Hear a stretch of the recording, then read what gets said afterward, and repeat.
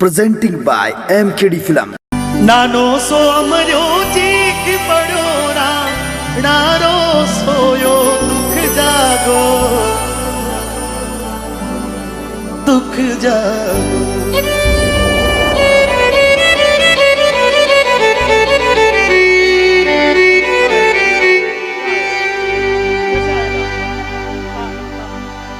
अरे घास दी रोटी जग वन बिलावड़ो ले भाग्यो। अरे घास दी रोटी वन बिलावड़ो ले भाग्यो। नानो सो अमरो जीत पड़ो राणा रो सोयो दुख जागो दुख जागो। अरे घास दी रोटी वन बिलावड़ो ले भाग्यो ले भागो।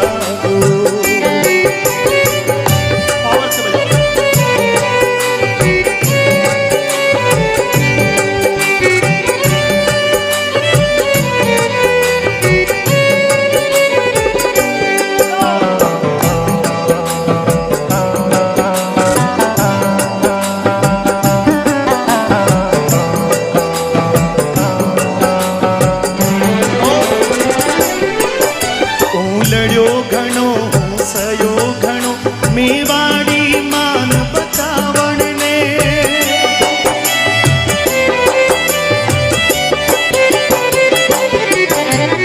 लड़ो घणो सयो घणो मेवाड़ी मान बचावण ने।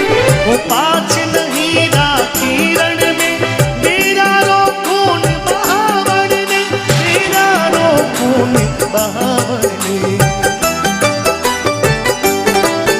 जद याद करो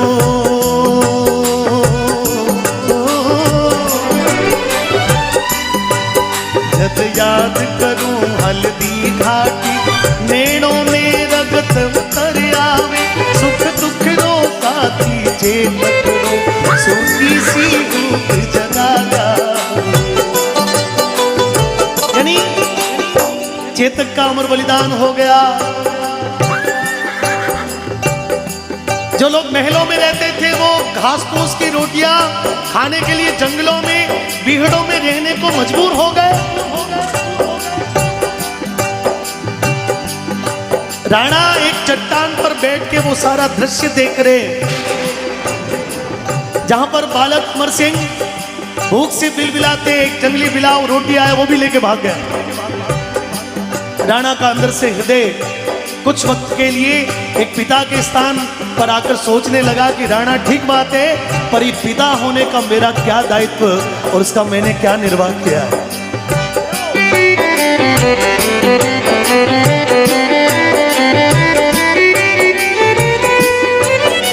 पण आज बिलख तो देखो यदि राजकुंवर ने लौटी ने।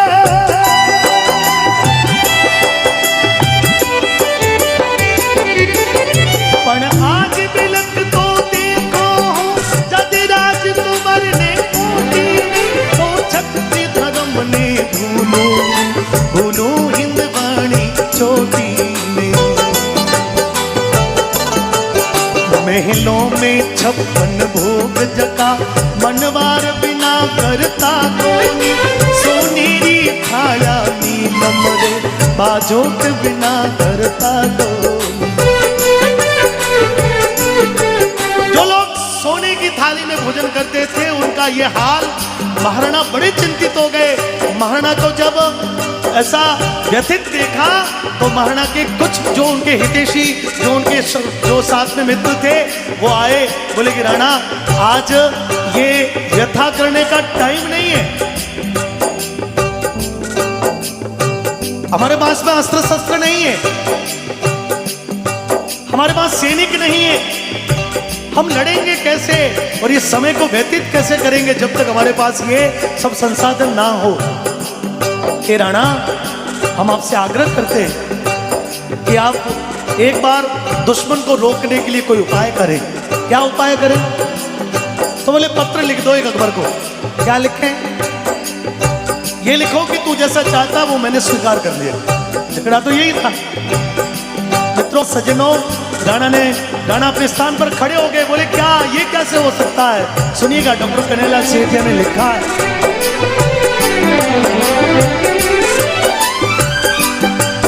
पण लिखूं किया जद देखे आडावड़ जो लिया,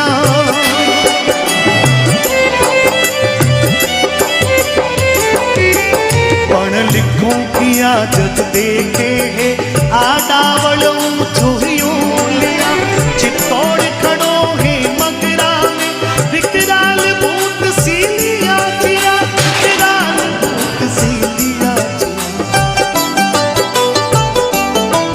मैं झुकूं किया, मैं झुकूं किया है आण मने उड़रा के शरीरा पानारी, हो बुझू किया हूँ से सलपट आजादी दे परवाना। नहीं, जब ये अरावली की पहाड़ियां मुझे देख रही,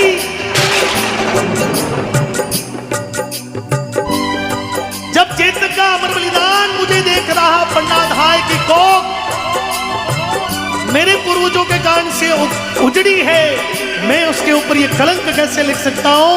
मैं ये जघन्य ये बात कैसे लिख सकता हूँ? मैं तो आजादी की चिंगारी हूँ, मैं कैसे बुझ सकता हूँ? परंतु एक बार फिर पुत्र की तरफ देखा, पण पीरी अमरी सुन बुझ जा राणा रो हिबड़ो फर आयो,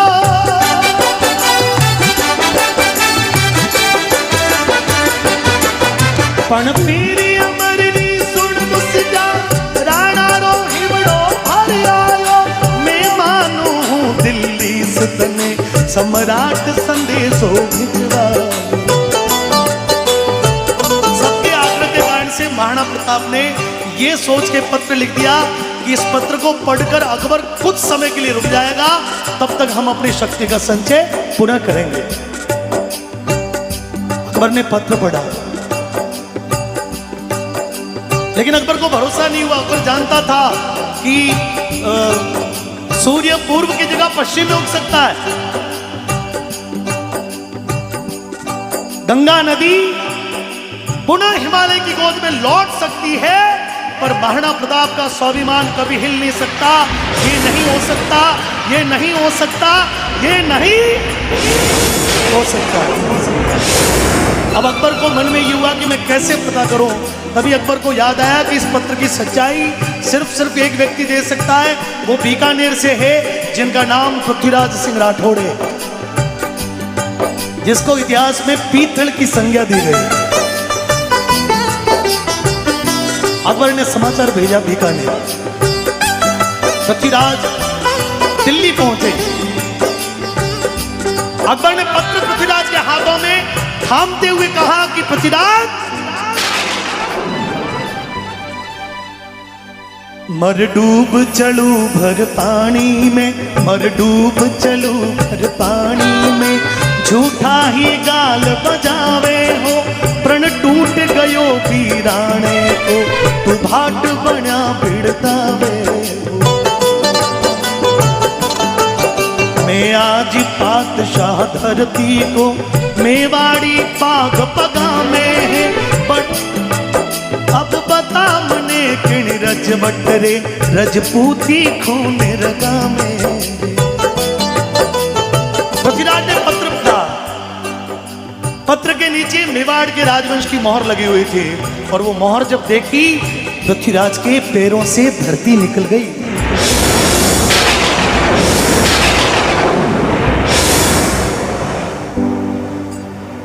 लेकिन वो जानता था दोस्तों, वो मानता था कि मेरे एक निर्णय से इतिहास में क्या लिखा जाएगा, और मेरे एक निर्णय से, मेरे एक शब्द, एक पंक्ति से इतिहास में क्या हो जाएगा। मित्रों, जब एयर स्ट्राइक हुई, अभिनंदन का प्लेन क्रैश हो गया, वो एक सेकंड के भी मिली सेकंड का फैसला था कि उसको अपने प्लेन से एग्जिट करना था। यदि वो नहीं करता तो शायद आज अभिनंदन का नाम नहीं होता। तो फैसले जो होते हैं ना, वो सेकंडों में होते हैं। पृथ्वीराज ने तुरंत संभलते हुए अकबर को जवाब दिया, बोले जहांपना क्या बात करते हो, ये नहीं हो सकता। क्या बोला? पण फेर कही तत्काल संभल, पण फेर कही तत्काल संभल, आ बात सफाही झूठी है, राणारी पाग सदाओं की, राणारी आण अटूटी है। और लो हुक्म में तो मैं पूछ लेता हूं। अकबर ने कहा कि मैंने तुझे इसीलिए बुलाया है। तब पृथ्वीराज सिंह ने महाराणा प्रताप को एक पत्र लिखा कि राणा क्या सुन रहा हो। पत्र में लिखा, मैं आज सुनी है ना हरियो, साया के सागे सोवे लो,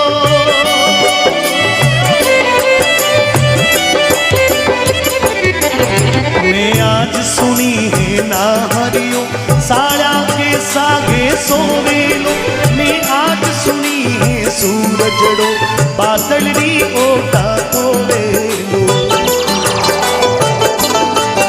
मैं आज सुनी है सूरजड़ो, मैं आज सुनी है चातकड़ो, धरती को पानी पीवे लो, मैं आज सुनी है हाथीड़ो, कुकररी जूणा जीवे लो। हे राणा, मैंने सुना है कि चमकता दमकता सूर्य सदैव सदैव के लिए बादलों की ओट में खो जाएगा।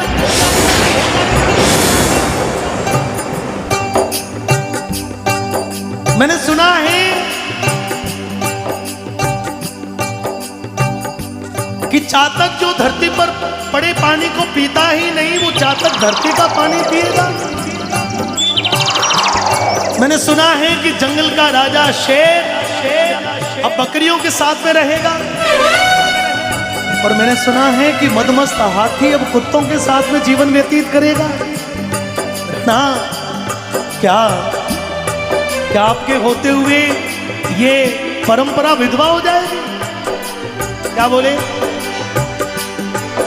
मैं आज सुनी थारे सका, अब नान होवेली रजपूती,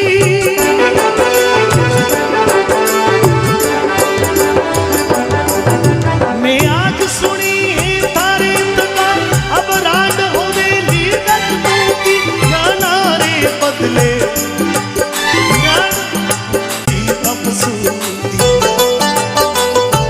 राणा का जब ये पत्र गया तो राणा को जब ये पत्र गया तो आधी रात को खड़े हो गए, बोले कि नहीं ये नहीं हो सकता, जितने हैं जैसे हैं चलो इस देश के लिए मर मिटेंगे, लेकिन स्वीकार गुलामी ना करेंगे, अनवरत चलेंगे, कटेंगे भिड़ेंगे और निष्मा भारती की सेवा में। तो भूख मरूं या प्यास मरूं, मेवाड़ धरा आजाद रहे, हूँ घोरी उजाड़ा में भटकूं, पण मन में मारी याद रहे। मेवाड़ धधक तो अंगारो, आंध्या में चम चम चमके लो, कड़केरी उठती दाना पर, पग पग पर खांडो खड़करी छाती दूणी ही।